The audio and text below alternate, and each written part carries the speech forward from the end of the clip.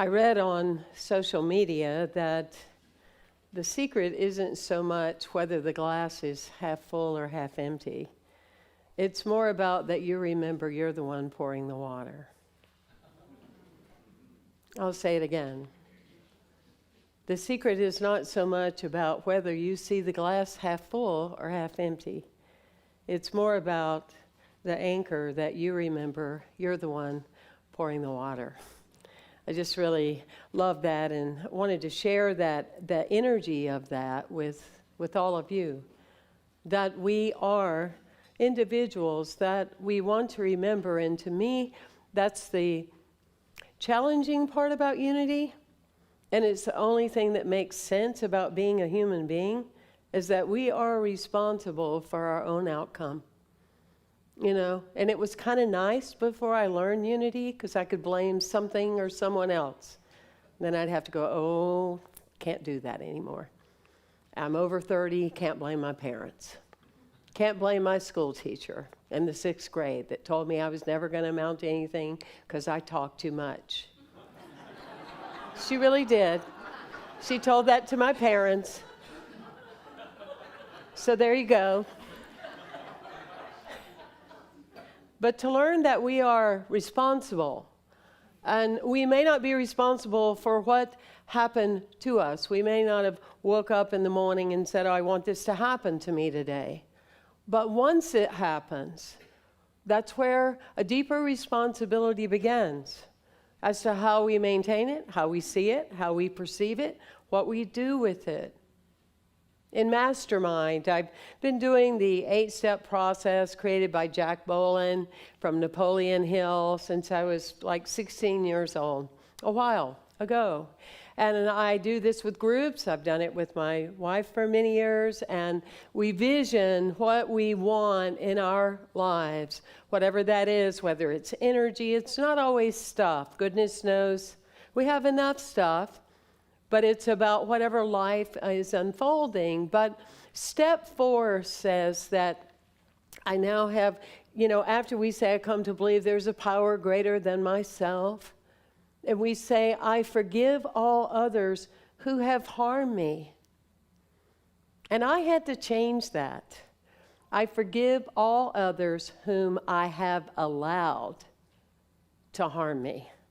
Say that with me. I forgive all others whom I have allowed to harm me.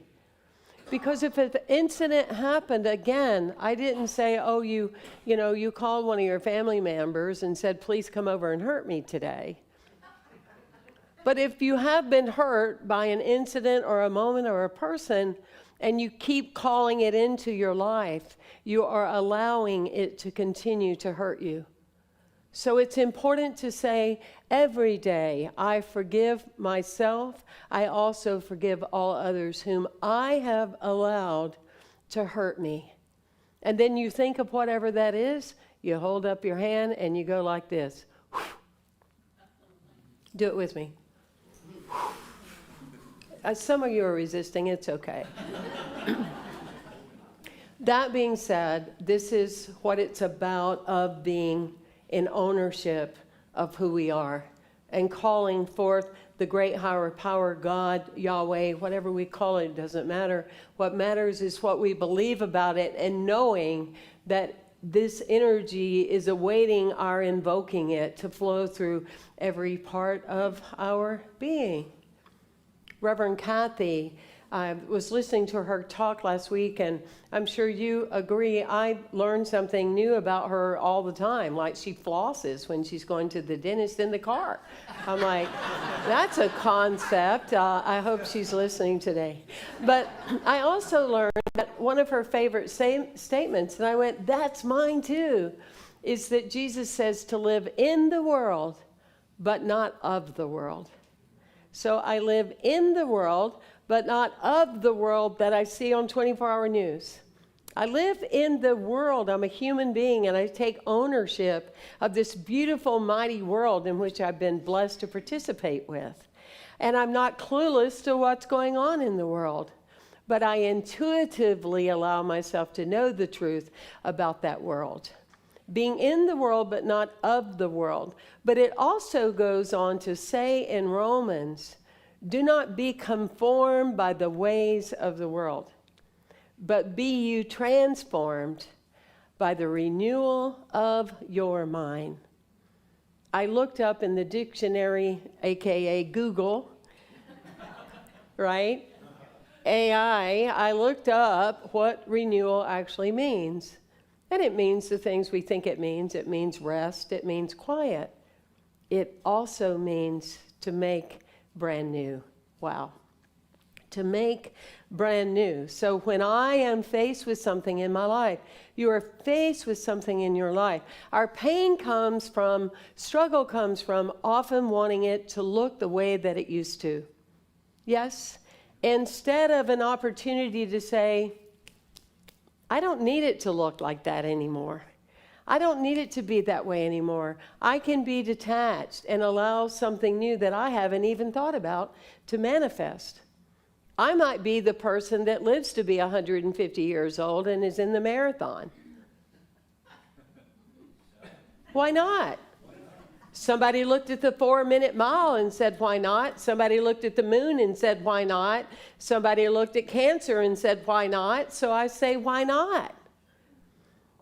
You know, this is the part of stretching our consciousness, and I think that is one of the veils, if you will. I won't say shadow. I know that makes people feel psychologically uncomfortable.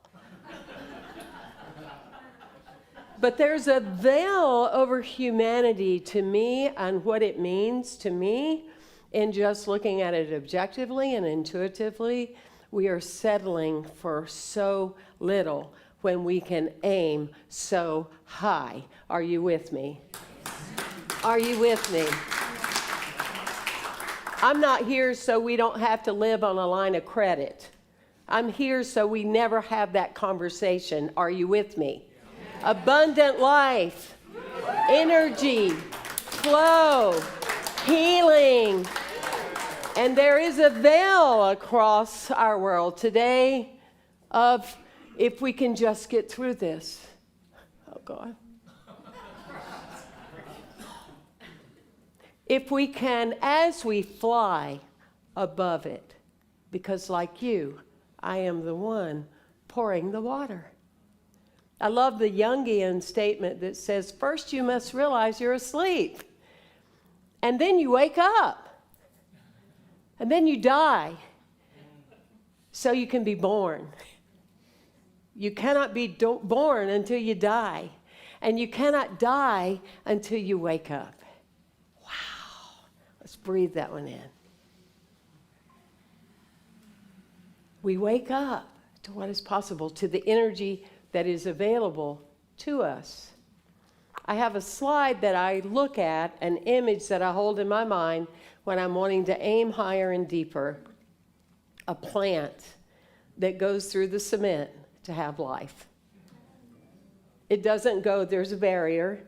It doesn't go, that's a challenge. I didn't learn that in my therapy. It goes, I am a life force. I am an intelligence. I am here to be totally alive. I am not here to just get by. I'm not here to be a twig. I'm here to be a vibrant energy field. Say that with me. I am here to be a vibrant energy field. That's what I'm here to be. The plant doesn't focus on what is in the way. It's like stop. Still trying to overcome problems.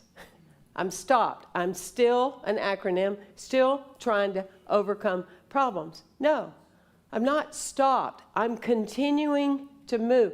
My branches are continuing to grow. But how does that plant, you may wonder, grow from that cement? You might wonder. I can tell I haven't been here. Who's going to ask a question? Come on. Thank you. Now that you asked, thank you, Russ. $25 for you after the...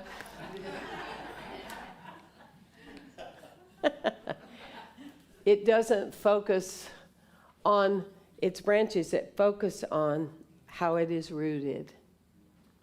when you're going through something in your life and you see a barrier, you see the appearance of a block, you see half empty perhaps, you look at your roots. What's your root system?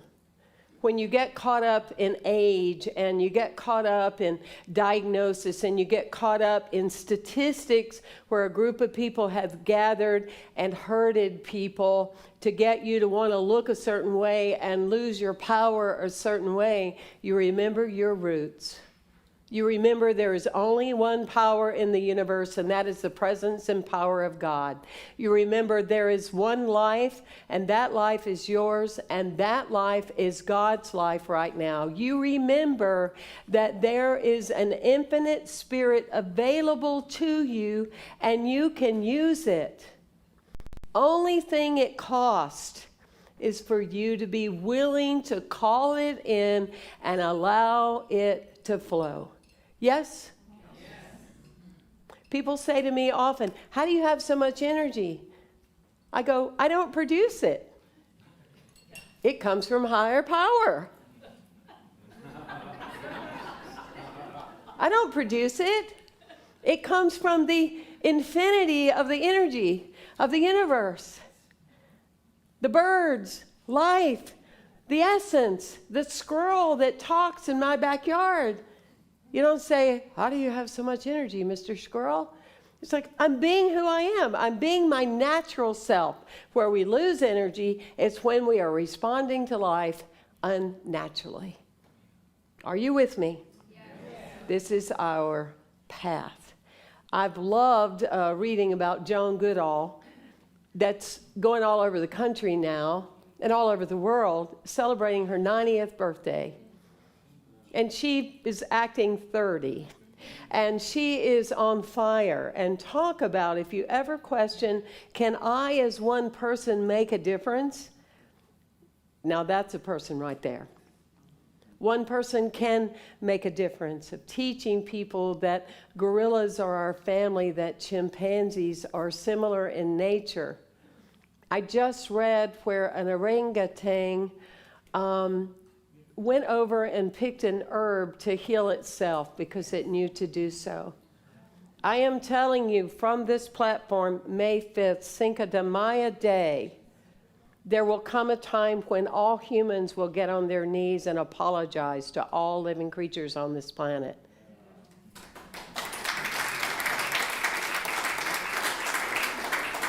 Humanity, I'm sorry, I am a human, but humanity has been the ignorant ones.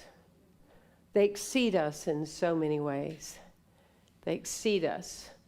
And so anyway, it's been wonderful to see that.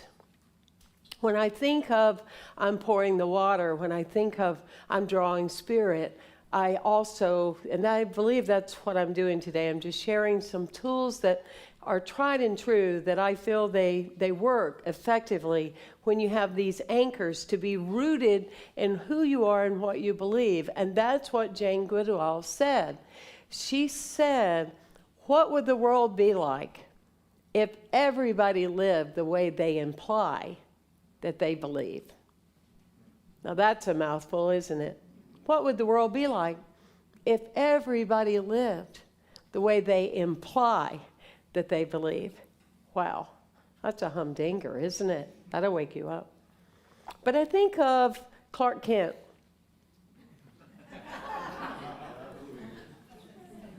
I mean, Clark Kent, I'm saying it backwards today. You can tell I'm downloading because Clark Kent was an interesting character, wasn't he? He was always fumbling, looking for his glasses. He was kind of, I would say, a little bit nerdy, just to describe him a bit.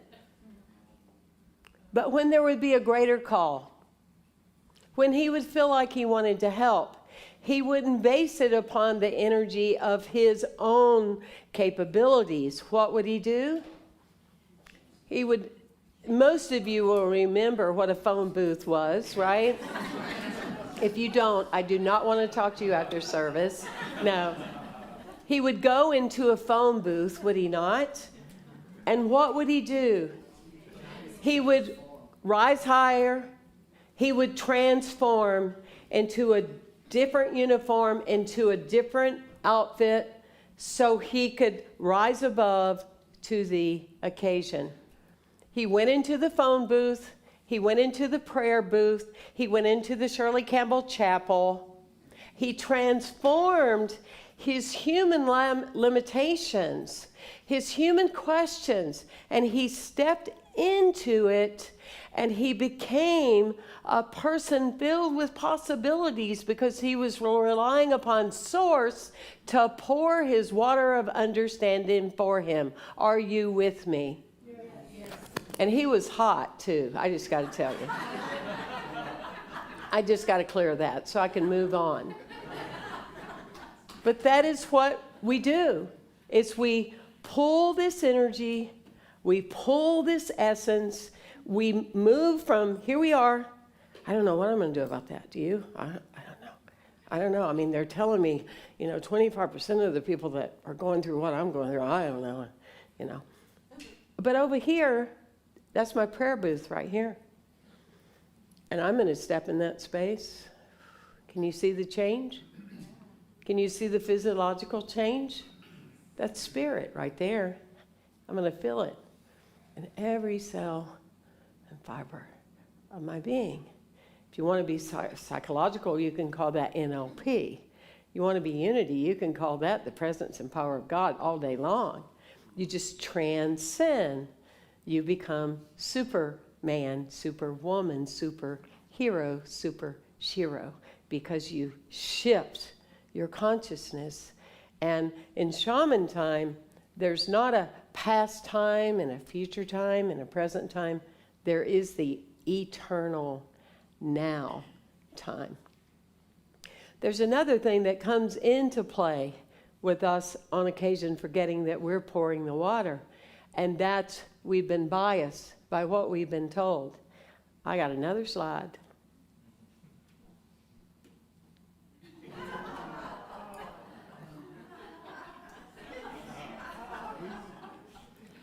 Now check that out. It's like watching the dogs at the dog park. The bravest dogs I've ever owned in my life weighed 6 pounds. They would go after dogs that big. That could be them. And I'm like telling them, well, that doesn't work. You can't do that. And they're going, why? I'm full of life. I got this. And you know what? Many a time, the big dog will be the one that walks away. Oh, yeah. So regardless of what someone's told you, whether your teacher said you talk too much, or someone says you're too loud, or you're too quiet, or you're too this, or you're too this, or you're too that, it doesn't apply unless you have agreed to allow others to continue to hurt you. And if you aren't, and if I'm not truly expressing all that I was birthed to be, I am hurting only myself. Yes? I'm going to read you a poem. I love this poem. It's called The Master's Hand. 'Twas battered and scarred, and the auctioneer thought it hardly worth his while to waste his time on the old violin, but he held it up with a smile. What am I to bid, good people? Who starts the bidding for me? He says, $1, $1. Do I hear $2? $2. Who makes it $3? $3 once, $3 twice, going for $3. But no, from the side of the room came forward a woman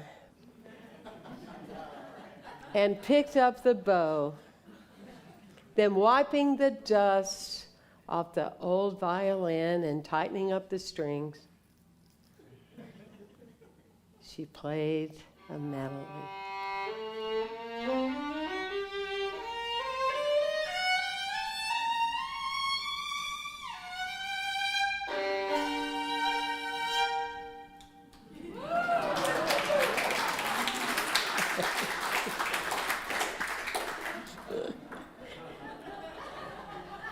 the music ceased, and the auctioneer, with a voice that was quiet and low, said, "What now I'm bid for this old violin?" And he held it again with its bow.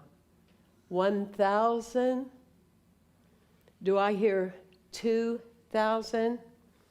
What makes it 3,000 once, 3,000 twice, going for 3,000? And many a man with life out of tune, all battered and bruised with hardship, is auctioned cheap to a thoughtless crowd, much like that old violin.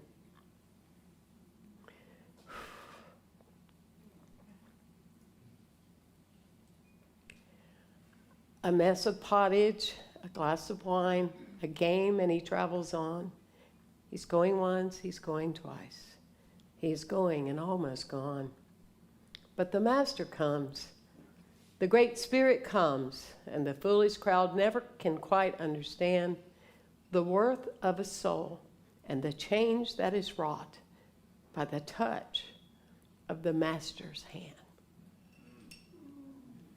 Allow yourself to be auctioned to the highest bid of who you are.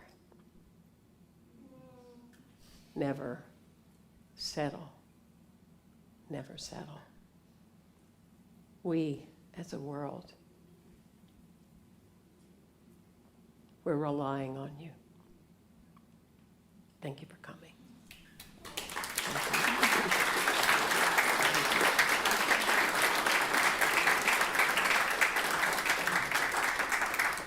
And thank you, Emily Summerlin.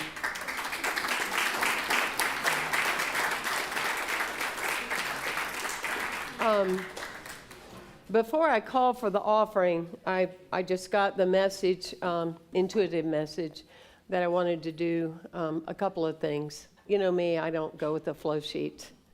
It's called Going with the Flow of Spirit. I want all of you to stand, please, and I want us to pray for our world with our beautiful candle. And Noreen, if you would just play a little bit behind.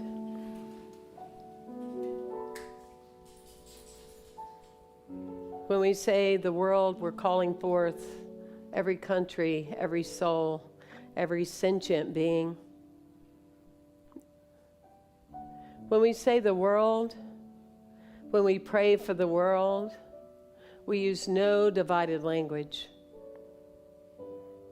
There is one presence and one power in the universe, and that is the power of good, it is the power of God. And lying dormant or activated within all living souls and all of life, there is an energy calling the comfort of knowing the word home. The comfort of knowing the truth of awareness, of light, of love, of essence. There is the spirit of Ubuntu, which says, if it is happening with you, it is also and always has been happening with me.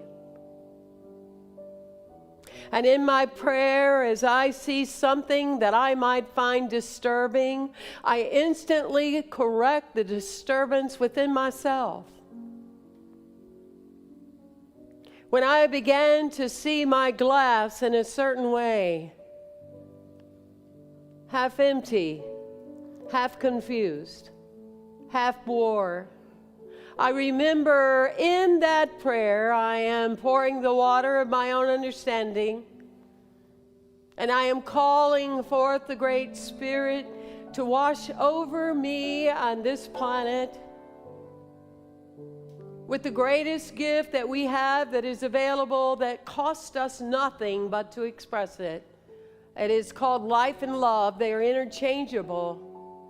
They are flowing.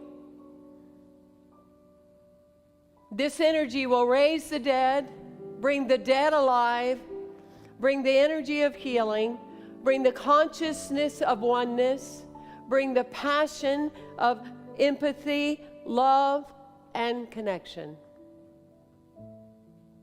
And we allow it to be so. And as you are standing, if you would like to state anybody's name or any country or any space into this circle, please do so now. Jenny. BB.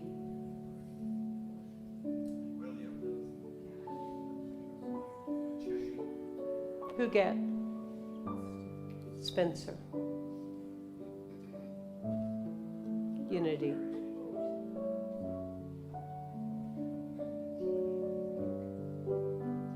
All the creatures on the planet. All the countries.